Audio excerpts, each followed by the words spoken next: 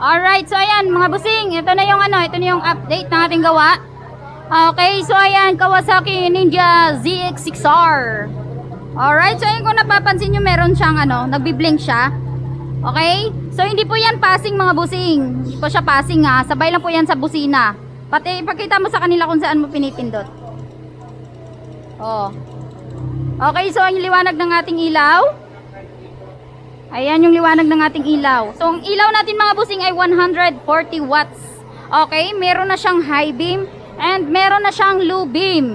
So ayan yung ilaw natin. Okay, so ayan. Magtataka kayo kung bakit 140 watts. Night reaper lang naman ito. So iba ito mga busing. Iba ito, maraming nagtataka dito eh. Maraming nagtatanong. Pasadya po namin yan mga busing ha. Pasadya po siya. Okay, so ayan yung bracket natin ginamit ito. Patingin naman. So ayan yung ginamit nating bracket. Okay, so ayan. About naman sa mga nagtatanong, madam, hindi po ba ma-avoid yung warranty namin dahil bago pa po yung motor namin? Okay, mga busing, hindi po tayo nagpuputol ng wire dito. So ayan. Since way back 2021, nagkakabit na kami ng ilaw. So ayan, sinasabak na yung gawa namin sa Ironman. Okay, so ayan. Search nyo lang yung FJ Enjoy. Ayan, lalabas lahat yung ginawa namin. Okay, iba't ibang motor na yung kinakabitan namin ng mga ilaw. Okay, so ayan, hindi po yan ma-avoid yung warranty dahil hindi po kami nagpuputol ng wire mga busing. Hindi kami nag-slice dito ng wire dahil alam po namin na ma-avoid yung warranty ninyo. Okay, so ayan. Yung natin. So doon tayo sa mamaya sa labas para makita natin yung feedback ng ating ilaw. Okay?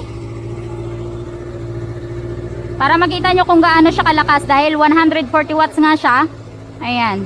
So maganda ito mga busing dahil tayo ay rider. Okay? Importante ito sa importante ito sa nagbabiyahe tayo ng malayuan. Okay? Importante ito mga busing dahil kung malabo yung ilaw mo dahil ang ilaw ng big bike, ayan, yan sa lens niya ay malabo.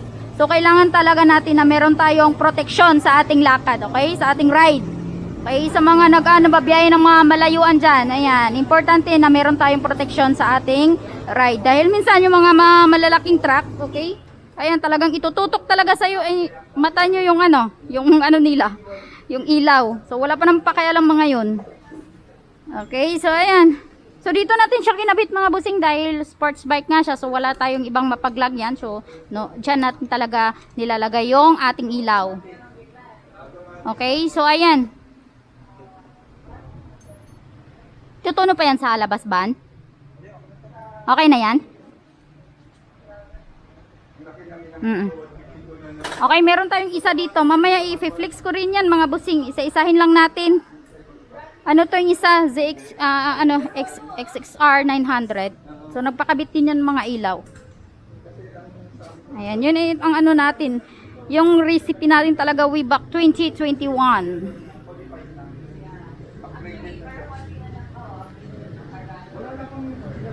Tapos na rin yan, be? Tapos na siya ban? Okay.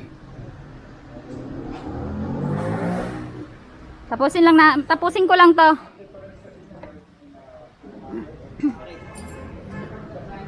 Pakita ko lang sa kanila yung ilaw natin sa labas.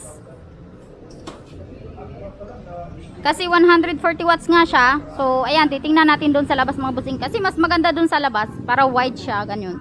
So meron na kasi siyang low beam and meron na siyang high beam.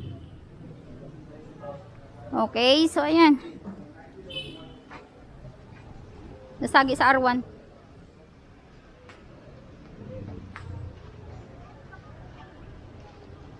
Umuulan pala. Okay, wait lang. Wait lang kasi may kaharap eh. Masisilaw yan. Wait lang ban.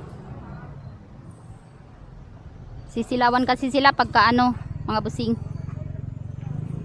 Daming motor parating. Malakas kasi ito eh. Tingnan nyo pakita ko sa inyo yung ilaw natin.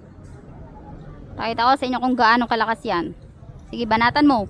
Oh. 'Di ba? Sakop lahat kalsada. Oh. Ayan. Ganyan yung ilaw natin mga busing, sakop lahat, kalsada yan. So, dito tayo lagi, tandaan nyo, ito yung laging ano natin, yung area natin, dito tayo way back 2021 nga. Doon tayo dito tayo nagte-testing ng ilaw. Ayun oh, tingnan nyo. Lakas, di ba? Maulan, mapag-sin ilaw. Oo. Yan ang kagandahan dyan. Kasi pag may, mayroon na siya kasing high beam and low beam yung niya kulay yellow, yung panlaban sa fog. Ayan. Okay, so ayan, sa mga gustong magpakabit, ayan mga busing, ayan, dito lang kami sa, bisitahin nyo lang po kami dito sa 11th Avenue, Caloocan. Ayan, malapit po tayo sa Simbahan Katolik mga busing. Simbahan Katolik and din landmark is 11 Bakery. Ayan yung 11 Bakery natin mga busing. So, ang pangalan mismo ng bakery na yan ay 11 Bakery din mismo. Ayan, so hindi na kayo maliligaw. 11th Avenue, Port Street. Ayan, ito ay Port Street. Port Street ito. 11th Avenue, itong daan na yon, 11th Avenue, ayan. So wag na kayo pumunta dun sa 3rd Street, nasa 4th Street lang kami mga busing. Okay, kasi ang daming naliligaw dito. Ayan, so ayan, maaari nyo rin kaming kontakin sa aming contact details. Ayan, 0995-813-7766 or di kaya 0997-276-1800. Ayan, meron tayong mga TikTok account. Bisitahin nyo lang doon dahil doon ako nag-upload ng mga may kasamang music dahil bawal tayong dito. Sa Facebook, ang higpit ni Lolomita. Okay? And then, meron tayong YouTube channel. Ayan, sinurtcut ko lang mga busing dahil ang haba ng pangalan namin, FJ Anjoy Motor Parts Accessories. So, ayan ang haba. So, yung ginawa ko, shortcut ko na lang. JJ Big Bike Motovlog. Ayan. And then sa TikTok natin ay FJ Joy Big Bike Shop. Okay, so ayan, meron tayong mga mga Facebook page na iba. Ayan, kasi kadalasan sa inyo nagtatanong, Madam, ito po ba yung FJ Anjoy Big Bike Shop sa Caloocan? Ayan, ginawa na natin ng page yan mga busing. Konti pa lang naman yung followers doon, at least kahit papano pag nag-search kayo ng aming Facebook page, ayan, makikita nyo kaagad. Okay, so ayan, and then sa mga nagpaparimapping, ayan, meron din tayong page niyan. Ayan, ang page natin ay Big Bike Shop and Remapping Service.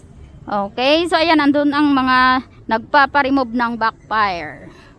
Alright, so ayan, maraming salamat and thank you very much. Mag-ingat po tayo lahat. Okay, kasi dahil masama na naman ang panahon natin. Ayan umuulan. Okay, so ayan, mag-ingat po tayo lahat mga busing. God bless.